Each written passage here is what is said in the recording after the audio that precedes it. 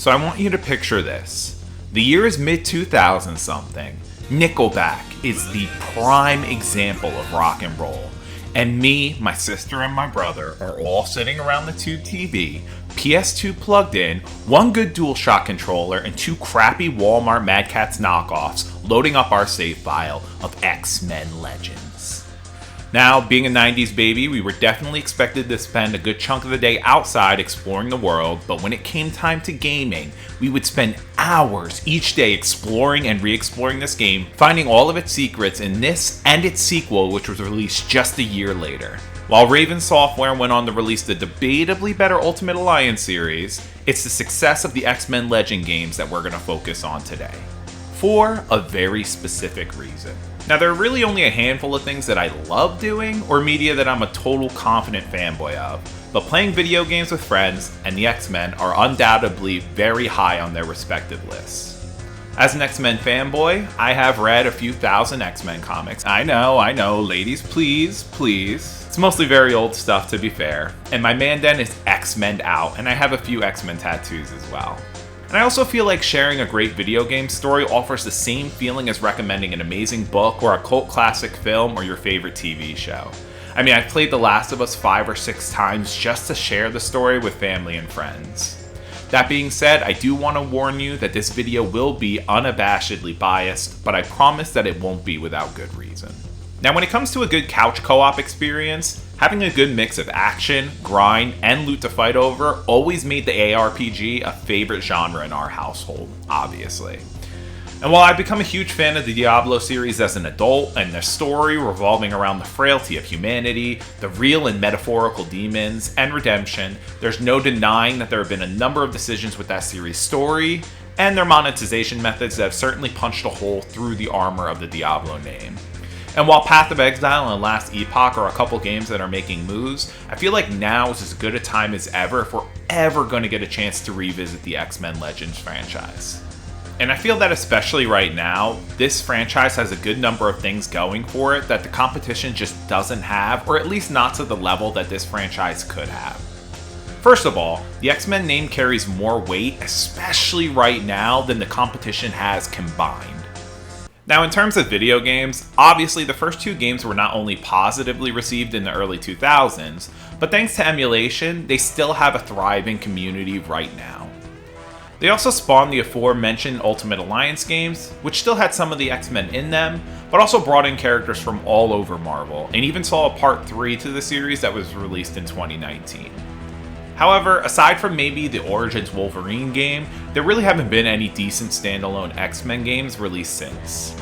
Now, if you haven't played the original two games, I would strongly recommend going back and trying them out for two reasons. First of all, they're great games. And second, I'm going to be giving out some spoilers for these nearly 20-year-old games. Now, I'll be the first to admit that the storyline for the first Legends game was quite corny.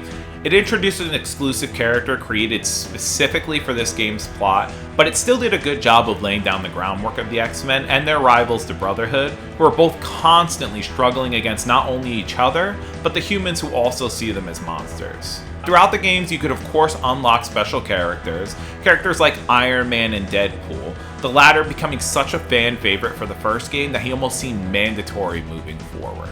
The good guy bad guy dynamic was played up even further in the second game, where both sides had to team up in order to crush the larger threat of Apocalypse.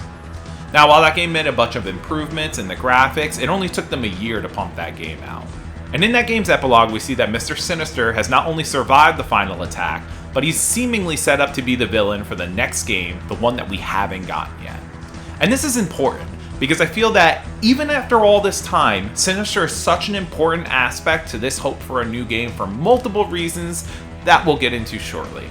However, for the time being, I do feel that re-releasing a dual pack of the first two games at a discounted price, and maybe throw in some minor HD pack upgrades and some online functionality so that we can play with our friends, would not just bring back the old gamers that love this game. With the resurgence of the X-Men in public media, I also feel like it would be a good way to bring in new gamers, but would also gauge hype and possibly even bring in some funding for a new project. And then once that dual pack is either announced or released, you just make an announcement. You don't need a trailer, you just make an announcement about a new X-Men Legends. Now, if it was just for the love of the original games, I don't really think that there would be enough to stand on for a new game. I mean, otherwise we would already have a new Adventures of Cookies and Cream game by now. And we don't. I also feel that the recent resurgence of the X-Men in TV and film is really the push that the X-Men as a franchise need in order to thrive.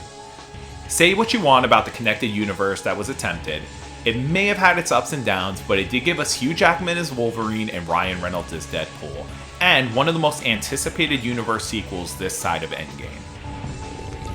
Fine. I'll do it myself. This, alongside the revisit to the animated series with X-Men 97, which, by the way, is being regarded as one of the best animated shows ever made, shows that not only is there interest from the fan base, but there's still also a fine showing of passion from the writers and animators. Throw anyone as passionate as the 97 team of writers or Reynolds into a new video game project, and I would be willing to almost guarantee success. This is also why having Mr. Sinister as the most recent big bad in the games is perfect. Not only do I personally feel that the X-Men Legends game should focus on the Summers family, it could be supported by, spun off from, or even just a retelling of the comics or the animated series. And with great villains for the Summers family like Madeline Pryor, Mr. Sinister, Mephisto, or even the X-Men themselves, alongside a great in-between list of characters like Alex, Polaris, Cable, or Magneto, the potential storyline and character list for a new game is literally limitless. Now, I think the final piece to this puzzle's success is the damage that Diablo has caused itself over the last decade or so. While I personally still love D3, the fanbase's opinions of the game has gone nothing but down since then. There was the obvious Diablo Immortal backlash. We don't have any plans at the moment to do PC. Do you guys not have phones? Yeah, you guys all have phones, right? As well as the constant, will it ever be a great game fluctuation that Diablo 4 is currently going through. Guys, you have to understand that this is Diablo 4's last chance. Okay? If they can't get it right this time, the game is done. It's over. This is their last chance. Season 4. Obviously, these games are still making a ton of money, which is really good because it means that people still want to play these types of games, aka the big budget ARPGs with brand recognition. And if you want proof of that, look no further than what Path of Exile 2 and Last Epoch are doing, which are undoubtedly eating up some of the player base as they wait for Diablo 4 to get good. Additionally, with all the hate aimed at monetization, I for one am not opposed to it as long as it doesn't limit or impact the gameplay. And a new X-Men Legends game could really do some work here.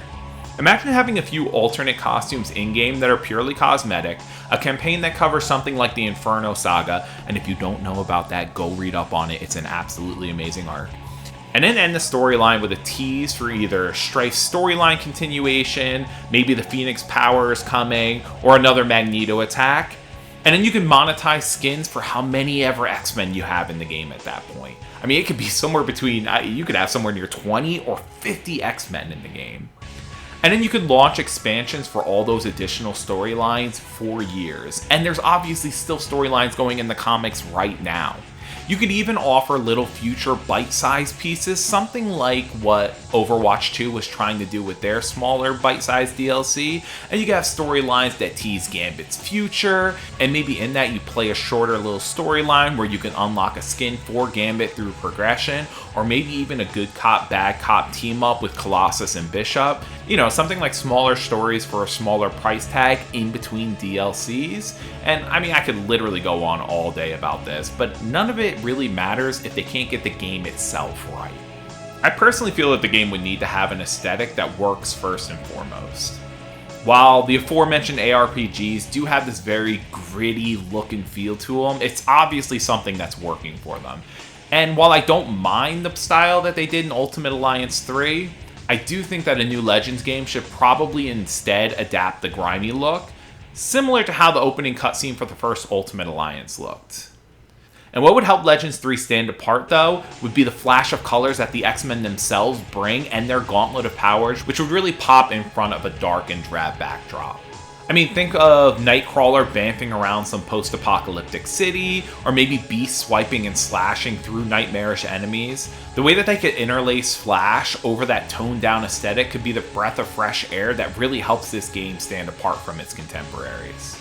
Solo powers could offer really quick pops of color, and team-up moves, which kind of became a mainstay in the Legends and Ultimate Alliance games, could really go over the top and bring the camera in and then explode out with something like Jean absorbing and deflecting a Cyclops beam, or maybe Colossus swinging and swinging around Wolverine and then throwing him across the screen. Having the ability to pop in and out with your own personal favorite hero into somebody else's world could offer limitless combat options and the ability to show off skins that would help the game grow financially, and then hopefully with additional content. I guess what I'm trying to say is that if they can master the color pop that these comic characters offer, not only would the game stand out to gamers, but store pages would also look a lot more interesting than these boring earth tone skin offers from the other games. And obviously, they don't need to go above and beyond in the basic combat. I mean, I don't think something like Diablo 4's combat would be bad for this. Just pop it off with the combat moves and the team-up moves. Now, I'm not going to sit here and pretend that this isn't some huge fever dream thought up by some X-Boy fan and his man dead. I realize that, to my knowledge, Activision is the most recent active rights holder of the X-Men Legends name. Also, they would probably have to pay a pretty penny to Disney just to use the X-Men name. However, the point of my video stands. There is no better time for there to be an X-Men Legends 3 than right now. And honestly, there may never be again. But that's pretty much it. If you feel like I feel, or the opposite, please let me know down in the comments below. And if you like this video, feel free to leave a like, comment, or subscribe, and I'll see you in the next one. Bye.